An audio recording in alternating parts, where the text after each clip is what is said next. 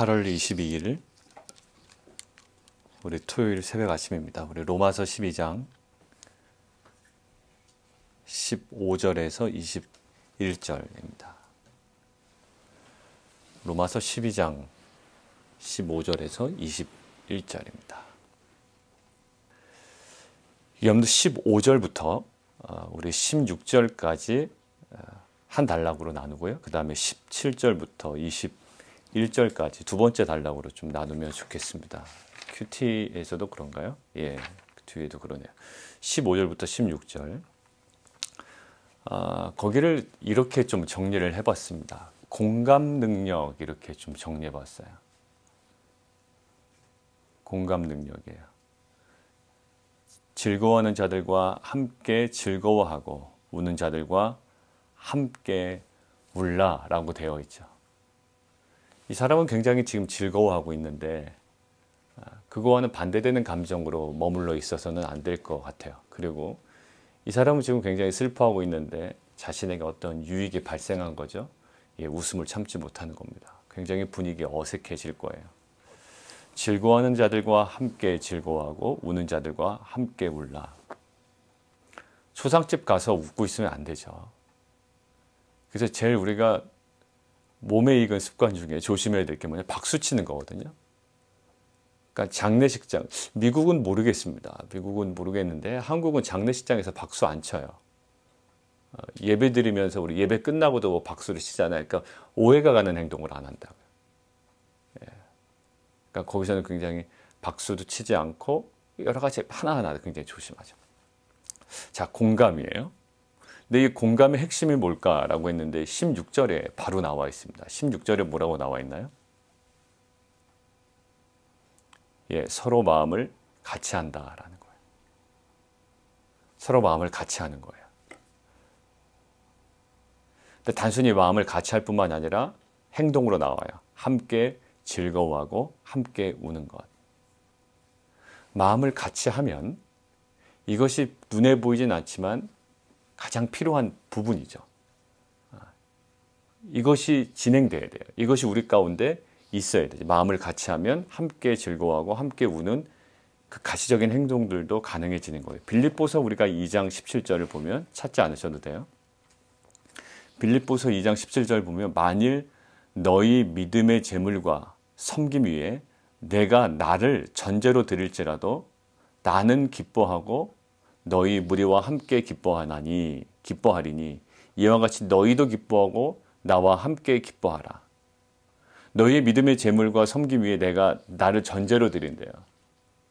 나를 제물로 드린대요. 그래도 나는 기뻐하고 너희 무리와 함께 기뻐하겠대요. 그러니 어떻게 하라? 너희도 기뻐하고 나와 함께 기뻐하라. 그 모든 것들은 같이 참여하는 겁니다. 거기에 완전히 쑥 들어가는 거예요. 함께 하는 거예요. 그래서 사도 바울이요, 고통 가운데서도 소망을 바라보며 기뻐하라는 메시지가 굉장히 많거든요. 결혼식, 또 좋은 잔치 때문에 기뻐하는 것 외에 사도 바울이 궁극적으로 사도 바울의 서신에서 기뻐하라라고 표현된 여러 가지 많은 표현들을 보면, 그리고 사도 바울까지 가지 않더라도 예수님의 산상수훈에서도 기뻐하고 기뻐하라 하늘의 상이 큽니다 라고 이야기할 때 그 기뻐함은 무엇에 근거합니까? 예, 돌잔치나 뭐 생일이나 잔치나 이런 것들이 아니에요. 예, 고난 중에 의를 위하여 핍박받고 고난을 받지만 고난 중에 무엇으로? 예, 복음으로, 복음에 대한 소망으로 기뻐하는 거예요. 자, 결국 사도 바울이 계속 강조하고 있는 것은요, 내가 나의 매맞음과 이런 것들이 있지만 또 나의 이런 불편함이 있고 나에게 고난이 있지만 뭐 하라고 이야기하죠? 야, 나같이 되지 마. 이렇게 얘기 안 한다고요. 뭐라고 해요? 예, 오히려 나를 본받으래요. 뭐 이러이러한 것만 빼놓고서 나를 오히려 본받으라 라고 이야기를 합니다. 이게 불쌍한 게 아니라는 거예요. 이것이 피해야 되는 삶이 아니라는 거예요. 사도 바울은 확신이 있었어요. 내가 이렇게 살아가는 것 오히려 많은 사람들이 가야 하는 길이고 우리가 마땅히 영광스럽게 걸어가야 되는 길이고 오히려 본받고 나아가는 거예요. 마치 사도 바울이 예수님의 삶을 본받는 것처럼. 베드로전서에서 예수님께서 우리에게 본을 보여 그 자취를 따라오게 하신 것처럼 그러면서도 우리에게 뭐가 있다? 예, 기쁨이 있다라는 거예요. 결국 뭐냐면 사도 바울이 항상 강조했던 건 나를 본받으라. 마음을 같이 한다는 것은 뭘까요? 이해하는 정도가 아니에요. 그러한 방식으로 같이 살아가는 거예요. 이것이 공감 능력의 핵심이에요. 공감은요, 그냥 내가 이해했어 정도에 머무르지 않아요. 그냥 같이 살아가는 거예요. 선교사가 가장 힘든 게 뭘까요?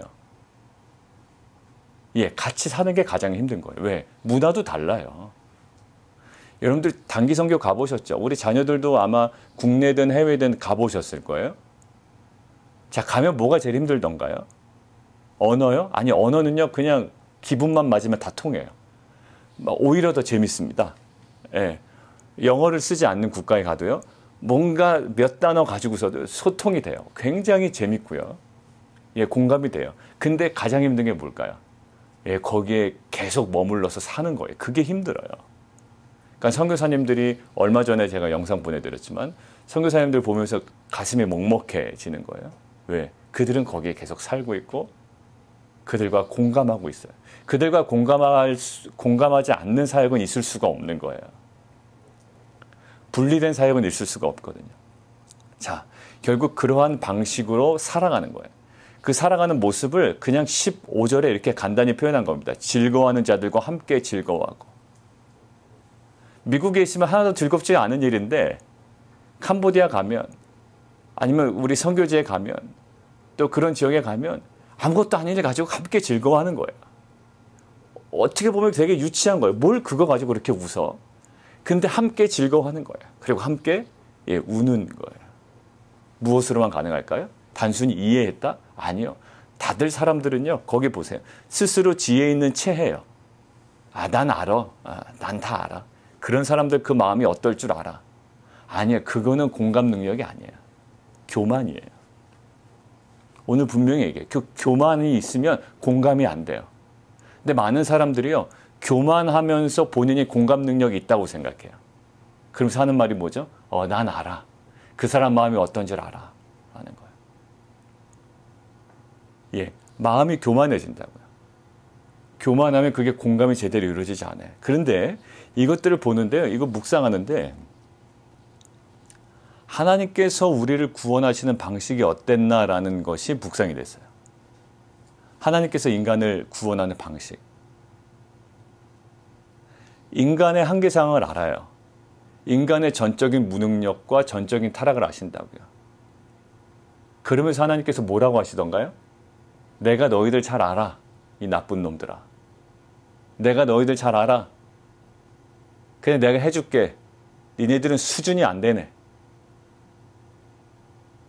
그렇게 하지 않으셨어요. 우리 보통 어떻게 하죠? 공감한다고 하는데 공감하지 못해. 공감 지수가 완전 떨어지는 사람들 많아요. 교만해져가지고. 담임 목사도 그럴 수가 있겠죠. 뭐 성도들 마음 안다라고 얘기하는데 공감 지수 완전 바닥. 마음만 교만해져가지고 다 아는 체하고. 나는 뭐 리더 생활 오래 해봐서. 나는 그래도 여러 가지 목회 생활 경험이 많아서 다 알아. 그런 사람들 어떤 상황인지. 근데 제가 볼 때, 제가 제 자신을 볼 때도요, 그 마음 상태는요, 결코 공감할 수 없는 상태인 것 같아요. 그리고 상대방도 알아요. 저 목회자가, 저 리더가, 저 사람이 나랑 전혀 공감하지 못하고 있구나. 웃음도 안 나오고 울음도 안 나오는 상태. 하나님께서 우리를 구원하신 방식이 어떨까요? 한계상을 알아. 너희 가만히 있어. 이 정말 형편없는 자들아. 이렇게 얘기하는 게 아니라요. 그런 한계 상황을 아시고요. 하나님은 친히 자기 아들 예수 그리스도, 하나님 자신이자 아들이신 예수 그리스도를 그 한계 상황을 옷 입고 오셔버렸어요. 최고의 공감 아닙니까? 내가 알아 이놈들아. 가만히 있어. 내가 알아서 다 할게가 아니라요. 그 현장으로 내려오셨다고요. 그 인간과 함께 웃고요. 그 인간과 함께 식사하시고요. 인간의 고통을 아시고요. 인간의 슬픔도 아시고 예수님은 어떻게 하셨어요? 예수님이 요한복음에 어떤 표현이 있습니까? 예수님이 우시더라 이렇게 되어 있어요. 왜 하나님이 우실 필요가 있어요? 왜 내가 저 사람 위해서 울어야 되죠? 나는 재산도 많이 벌고 직장에 문제 없고 주식도 막 팍팍 튀고 있는데 왜 내가 울어야 되죠? 왜 하나님이 울어야 됩니까? 왜 모세가 왕궁을 버려야 되죠? 왜 왕궁을 버리게 하셨죠? 왜 내가 지금 이렇게 어려움이 있죠? 결국 어떻게 할까요? 예, 공감 능력이에요. 하나님께서 높은 곳에 계속 머물고 계시면서 내가 알아서 할 테니까 너희들은 가만히 있어라 이렇게 거리를 두지 않으셨다고요. 하나님 어떻게? 친히 이 땅 가운데로 내려오셨어요. 오늘 16절 보세요. 높은 데 마음을 두지 말고 도리어 낮은 데 처하라. 이것들을 손수 모범으로 모델로 보여주신 분이 누굴까요? 바로 하나님 자신 예수 그리스도예요. 하늘 영광 버리고 이 땅 가운데 내려오셨다고요. 그게 이 세상 최고의 공감 능력이었어요. 그게 바로 십자가였다고요. 하나님의 그 최고의 공감 능력이 누구를 구원해요?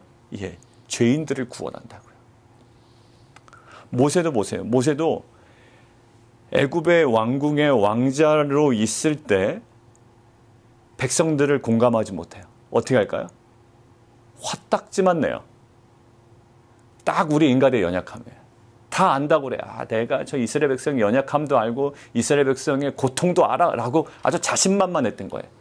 마음이 스스로 지혜 있다라고 하고 교만해져 있던 상태. 그때 한 일은 뭐죠? 살인을 벌입니다. 살인을 저질러요. 자신이 정말로 공감하고 있다고 생각했는데 전혀 공감하지 못했어요. 우리 이스라엘 민족을 철저하게 공감했을 때는 언제였을까요? 광야 40년 생활이 끝날 때 이스라엘 백성을 공감하기 시작합니다. 두려워요. 이스라엘 백성처럼 두렵다고요. 머뭇머뭇거린다고요. 이스라엘 백성을 공감하기 시작한 건 어디서요? 예, 왕궁에 있을 때가 아니라 광야에 완전히 낮은 데로 내려왔을 때 이스라엘 백성의 마음을, 그 상황을 공감하기 시작해요.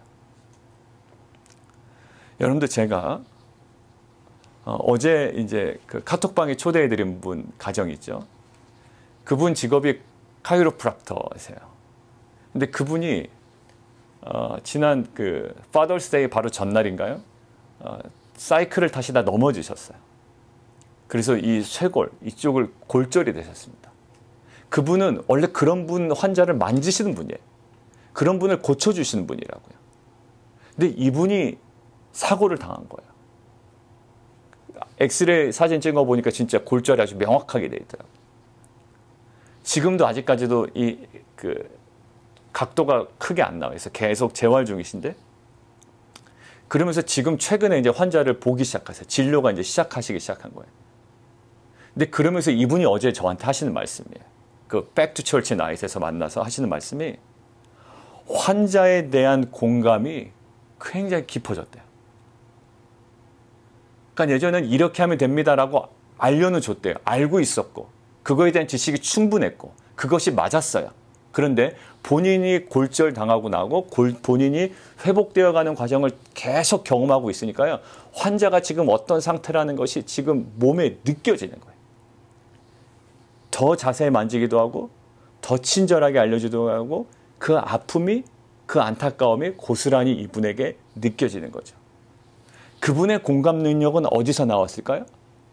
예, 고통 중에 나왔습니다. 예수님의 공감 능력은 어디서 나왔을까요? 예, 십자가에서 나왔고요. 하늘 위에 머물러 계실 땐 공감 능력이 없어요. 아니, 하실 수 있는 분이죠, 하나님은. 그런데 어떤 것을 보여주셨나요? 높은 데 있지 아니하고 낮은 데 내려오심으로 하늘 영광 버리고 이 땅 가운데 오심으로 모세도 마찬가지로 애굽의 왕자로 있을 때가 아니라 광야에 머물러 있을 때 완전 낮은 곳에 있으니 그 고통 중에 아까도 우리 성도님 말씀드렸듯이 본인이 사고당하니 그 고통 중에 누구를 공감하기 시작합니까? 예, 사고당한 또 고통 중에 있는 또 통증에 사로잡혀 있는 환자들의 상황을 공감하기 시작한 거예요. 여러분들 공감의 핵심은 뭘까요? 예, 십자가예요. 우리가 낮은 데로 가는 것, 우리가 광야로 밀려난 것, 모세가 광야로 밀려난 것, 내가 사고 난 것, 이 모든 것들은 어찌 보면 내가 지금 코비드 때문에 어려운 것, 이것들은 정말로 중요한 영적인 기회입니다. 어떠한 기회? 예, 우리가 더 깊이 공감할 수 있고요.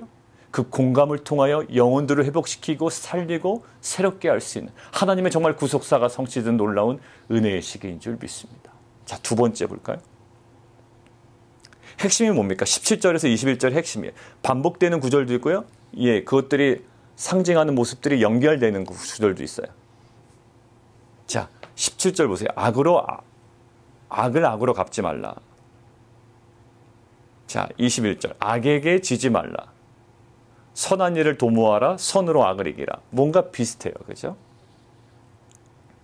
그러면 선을 도모하라라는 것의 핵심이 뭘까요? 18절이에요. 모든 사람과 더불어 화목하라. 이것이 선한 것을 도모하는 거예요. 생각하고 더 적극적으로 가는 거죠. 그러면 나에게 막 악한 일을 하고 내 원수들에게는 어떻게 해요? 진노하심은 누구에게 맡기라? 하나님께 맡기라. 이게 이제 신명기에 있는, 레위기에 있는 말씀을 가지고 사도 바울이 지금 얘기하고 있는 거잖아요. 결국 이거예요. 하나님의 권리가 있고요. 우리의 권리가 있어요.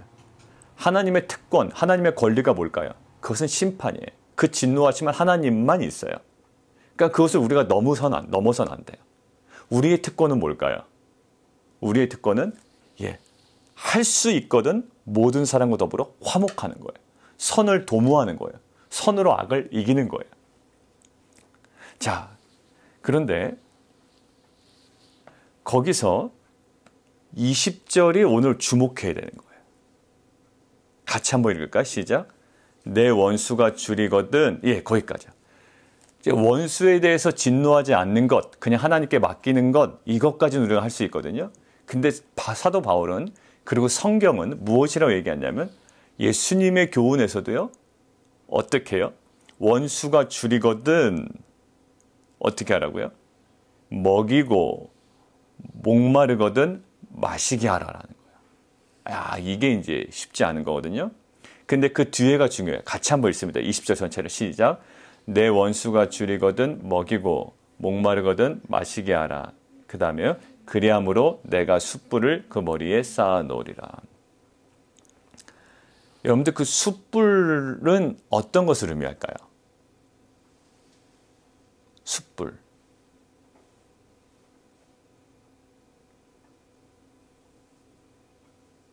심판?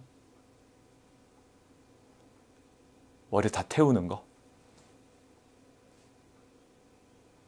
원수들에게 상처를 주는 거? 무엇을 의미할까요? 보통 그렇게도 해석을 해왔습니다. 그런데 최근에 많은 학자들이 그렇게 생각하지 않아요. 그렇게 생각하지 않는다고. 숯불을 쌓아둬서 막 머리에 활라당 다 타버리게 해야 된다. 결국 내가 그들에게 줄이거든 먹이고 목마르게 마시게 하면 그들의 머리는 다 타서 아주 그냥 화들짝 놀라게 될 거다. 그걸로 심판받게 될 거다. 복수의 방법으로 선을 쓰진 않아요. 여기서 이긴다라는 것은 그런 의미가 아니에요. 자, 그럼 숯불이라는 것은 어떤 의미가 있는가라고 할 때 이사야서를 한번 볼까요? 이사야서.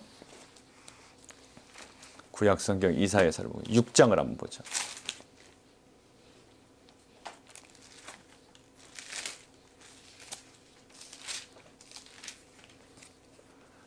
이사야서 6장 6절이에요.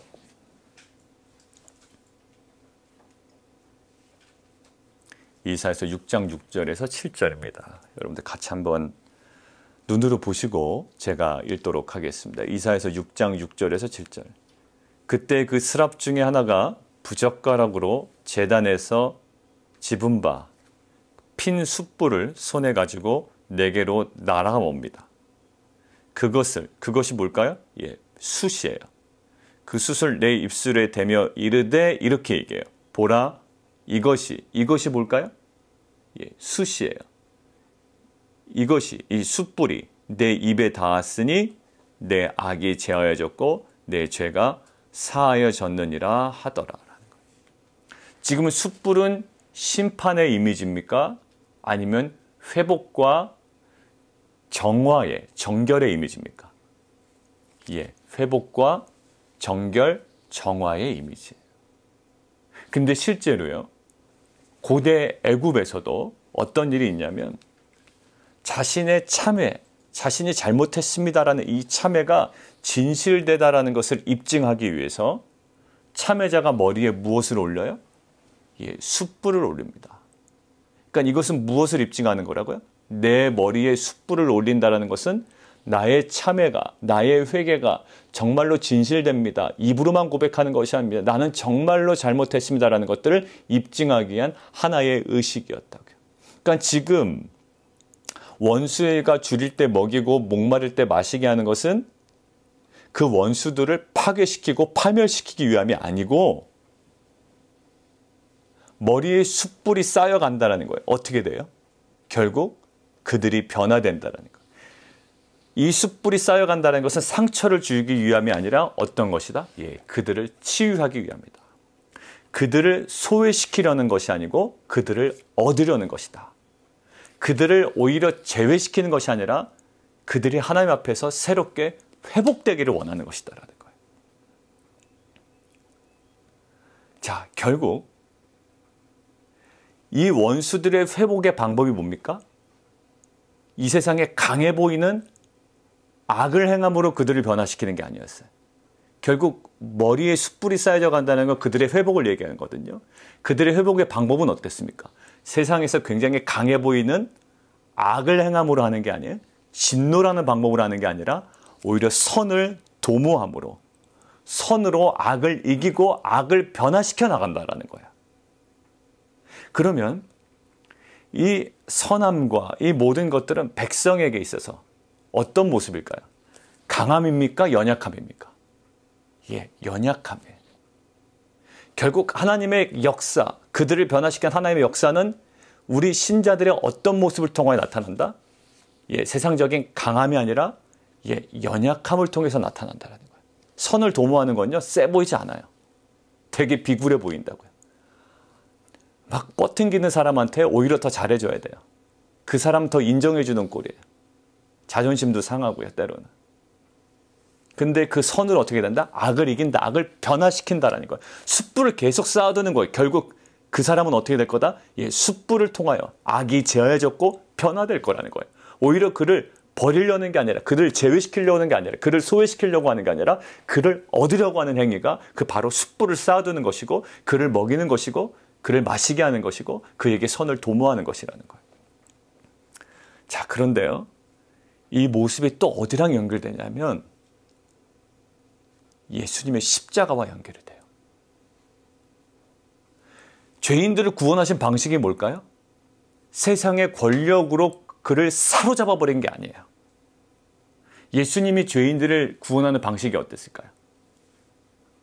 너희가 나를 팔았으니 나는 너희를 더 세상의 힘으로, 파워로 너희들을 고꾸라 때릴 것이다. 이렇게 하는 게 아니에요.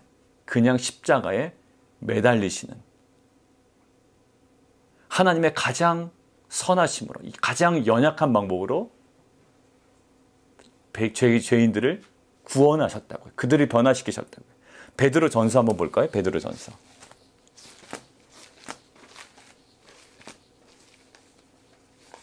베드로 전서 2장 한번 보죠.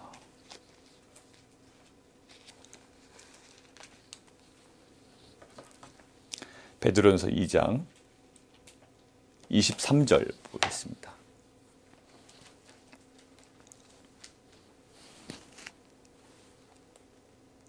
베드로전서 2장 23절, 22절부터 제가 읽죠. 그는 죄를 범하지 아니하시고 그 입에 거짓도 없으셨어요. 예수님은 사회적으로 볼 때, 그 당시 정황으로 볼 때 피해자입니다. 억울한 죽음을 당하는 거예요. 괜한 채찍을 맞는 거라고요. 근데 죄를 범하지 아니하시고 그 입에 거짓도 없으세요. 23절, 욕을 당하시되 맞대어 욕하지 아니하십니다. 그리고 고난을 당하시되 위협하지도 않으세요. 그럴 힘이 있음에도 불구하고. 그리고 오직 어떻게 해요? 공의로 심판하시는 이에게 부탁하십니다. 예수님조차도요, 그럴 능력이 충분히 있으셨음에도 불구하고 왜? 수많은 기적들을 베푸셨잖아요. 그러니까 십자가에서 못을 뽑고 화려하게 창과 칼을 들고 그들을 찔러 무찌르고 정말 권세 있는 자로서 입증을 하실 수 있는 분이라고요. 그런데 예수님은 오히려 칼을 치우라고 그랬죠. 베드로에게. 악으로 악을 대하지 말라. 그저 누구에 맡긴다? 예. 욕을 당하실 때 욕하지 아니하시고 고난을 당하실 때 위협하지 아니하시고 오직 공의로 심판하신 이에게 그냥 부탁해. 예수님조차도 그에게 부탁하십니다. 그리고 24절. 친히 나무에 달려 그 몸으로 우리 죄를 담당하셨으니. 예수님께서 사용하신 최고의 방법은 뭘까요? 예, 세상의 권력으로 그들을 압도해버린 게 아니에요. 십자가로 그들을 압도해버립니다. 오늘 사도 바울은 그리고 예수님은 우리에게 무엇을 요구하시나요? 동일하게 요구하시는 거예요. 세상의 힘으로 악으로 악을 이기는 것이 아니라 무엇으로? 예, 십자가로 선으로 악을 이기고 그들을 변화시키라는 거예요. 친히 나무에 달려 그 몸으로 우리의 죄를 담당하셨으니 이는 우리 죄에 대하여 죽고 의에 대하여 살게 하려 하심이라. 그가 채찍에 맞음으로 너희는 나음을 입었다라는 거예요. 우리의 나음은 무엇으로 가능했나요? 그가 채찍에 맞음으로 우리가 나았다고요. 그들을 어떻게 변화시키나요? 예, 우리가 채찍에 맞음으로 그들이 변화된다고요. 그들이 줄일 때, 원수들이 줄일 때 먹이고요. 목마를 때 할 때 갖다 바쳐야 된다고요. 무슨 시종도는 종처럼 해야 된다고요. 그 십자가의 삶을 감당해야 된다고요. 예수님이 우리의 무슨 종인 것처럼 오셨다고요. 그들은 메시아라고 진정한 왕을 기대했는데 우리 무슨 종처럼 막 채찍에 맞고 끌려가고 질질 피를 흘리고 피와 물 다 쏟으시고 아주 아무 말도 못하고 돌아가셨어요. 근데 그게 뭐예요? 인간 모든 죄인들을 변화시킨 하나님의 능력이었다고요. 무엇으로? 예, 선으로 악을 이기셨죠. 무엇으로? 십자가로 악을 이기셨죠. 무엇으로? 십자가의 고난으로 채찍에 맞음으로 우리의 고통을 이기셨죠. 변화시키셨죠. 결국 선으로 악을 이기라고 하는 것은 누가 모델일까요? 예, 예수님의 십자가가 모델이에요. 결국요. 바로 이거든요. 예수님이 살아오지 않으셨고 우리에게 그냥 요구하시는 게 아니라 예수님께서 십자가에 다 보여주신 것을 오늘 본문을 통해 얘기하는 거예요. 첫 번째 뭐예요? 공감 능력. 진정한 공감 능력은 어디다? 하늘에 있지 않아요. 땅에 있습니다. 진정한 공감은 어디서 나왔을까요? 예, 십자가에 나왔습니다. 십자가에서 뭐라고 얘기하시나요? 예, 아버지여 저들을 용서하여 주옵소서. 그들은 저들의 하는 일을 알지 못합니다. 그 십자가를 이해한 스데반 집사가 마지막에 돌맞아 죽을 때 어떤 일 하나요? 예, 저들의 죄를 용서하여 주옵소서. 똑같은 방식이에요. 그 십자가 방식이 어디 가질 않아요. 그리고 무엇을? 스데반 집사도요, 마지막 울분을 토하면서 이 나쁜 놈들아 저주를 품고 죽지 않아요. 아버지, 저들을 용서해 주십시오. 예수님도 저들을 용서해 주십시오. 결국 선으로 악을 이깁니다. 숯불을 쌓아나간다는 거 뭐라고요? 예, 그들을 심판해달라는 요청이 아니라 숯불은 정화를 상징하고요. 변화를 상징하고요. 정결을 상징해요. 악이 제하여지고 회복되는 거예요. 결국 무엇으로? 십자가로 그들을 회복시키는 예수님의 방법이 우리의 삶의 양식이 되기를 지금 사도 바울을 통해 우리에게 말씀하시는 거예요. 오늘 두 가지입니다. 예, 진정한 공감 지수는 어디서 나와요? 예, 십자가에서만 나와요. 근데 우리는 교만합니다. 교만해요. 다 안다고 생각해요. 내가 미국 생활 많이 해봐서 알고, 내가 경험이 많아서 알고, 내가 신앙생활 많이 해서 알아. 나 다 이해해. 근데 공감 능력 완전 떨어져요. 하는 행동 보면. 막 안 믿어 하는데 공감 능력 완전 떨어져요. 왜? 십자가에 깊이 못 들어갔기 때문에.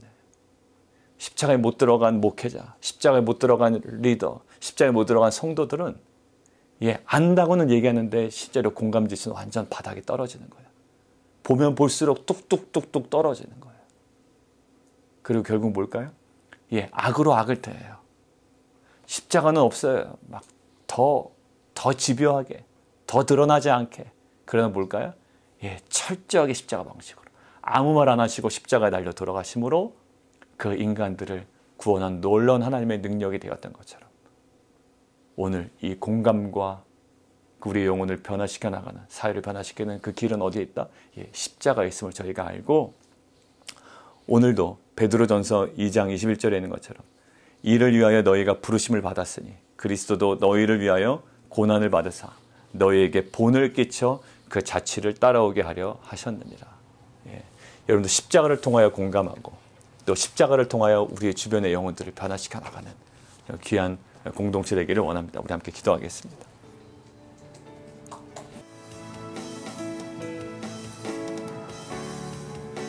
하나님의 공감은 그저 하늘에 계셔서 공감한다라는 말로 끝나지 않으셨습니다.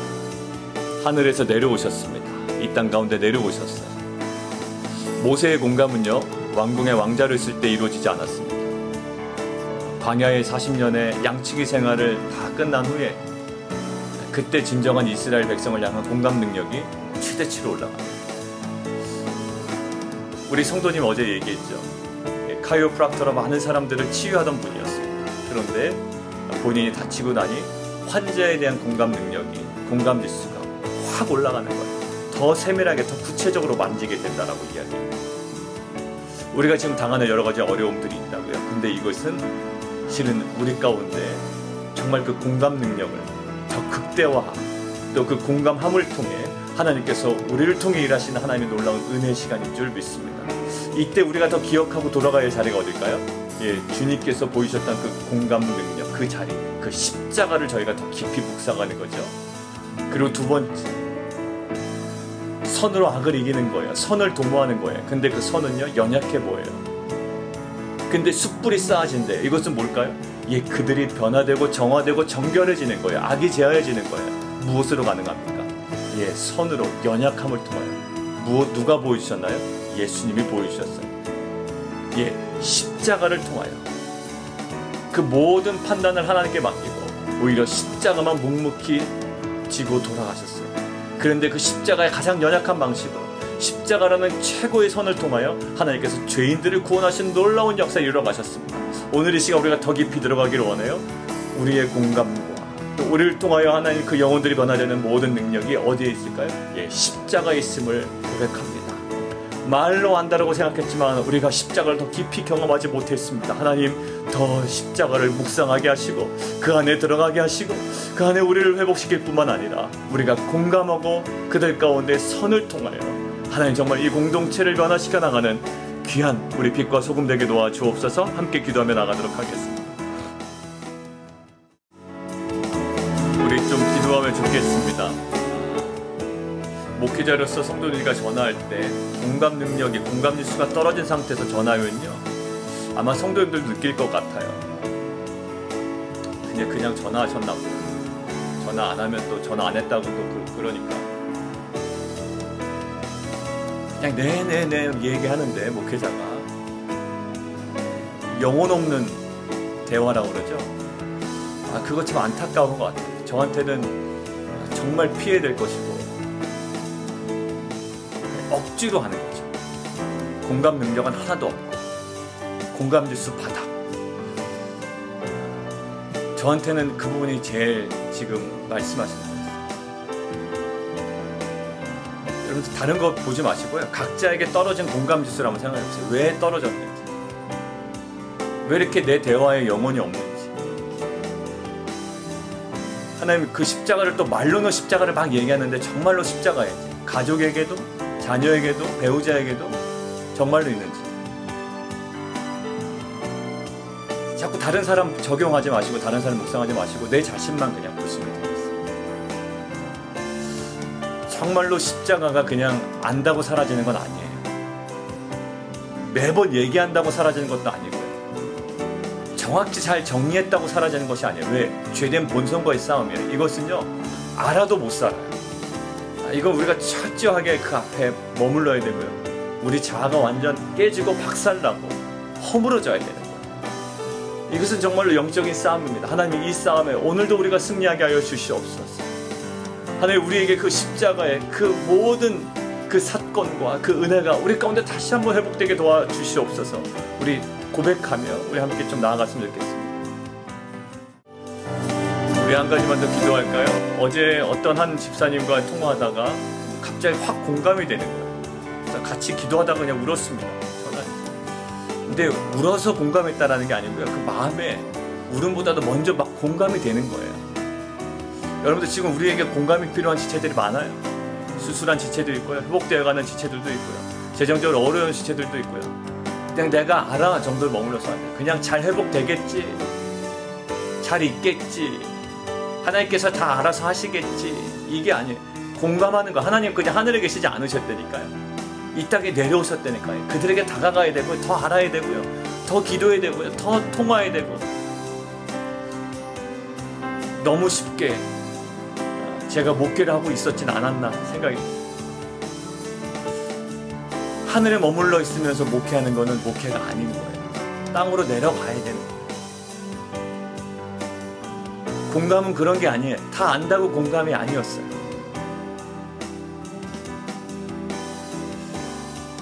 하나님께 맡길 건 심판이었죠. 하나님께 맡길 거를 다 맡겨버렸어요. 우리가 선을 도모한 것까지도 하나님께 맡겨. 하나님 그에게 선을 행하여 주옵소서. 아니에요. 선은요 우리가 도모하는 거예요. 심판은 하나님께 맡겨요. 우리 각자에게 돌아봐야 될 사람들이 있습니다. 한 분 한 분. 어떤 분은 신앙에 완전 바닥이 떨어졌어요. 우리가 알아요. 지금 어떤 상태인지 안다고요. 그런데 다가가지 못해요. 오히려 그걸 하나님께 맡긴다고요. 그리고 막 뒤에서 씹는 거는 우리가 다 해요. 뒷담화는 우리가 다 해요. 근데 선한 것들은 하나님 알아서 해주세요 라고 맡긴다고요. 거꾸로 가는 거예요. 이 바닥난 이 공감 지수가 정말 하나님 그 십자가를 통해 다시 한번 회복되기를 원합니다.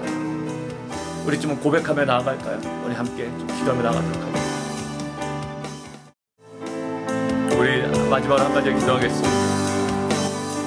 우리 공감 능력이 떨어지는 거는요, 내가 내 안에 나로 가득 차 있다는 것 같아요. 지금 계속 기도하면서 느껴지는 건 나만 있는 거예요. 나만. 그러니까 공감이 될 수가 없어요. 왜?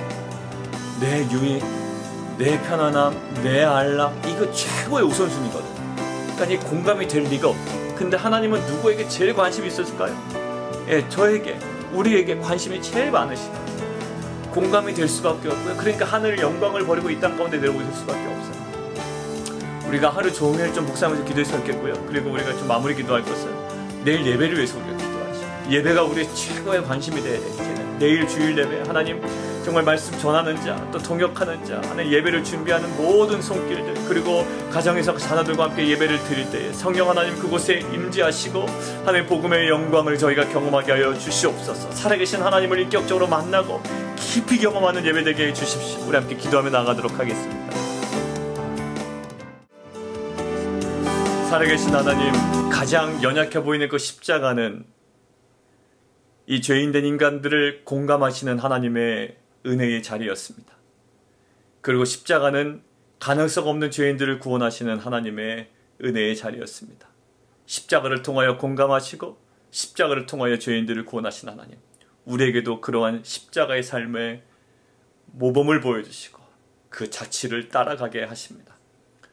오늘도 더욱더 십자가에 깊이 들어가게 하시고 십자가를 통한 공감과 또 십자가를 통한 회복의 사역이 우리 공동체와 또 가정과 또 우리가 만나는 모든 관계 속에 하나님 이루어지는 귀한 하루 되게 도와 주옵소서. 예수 그리스도 이름으로 감사하며 기도합나이다.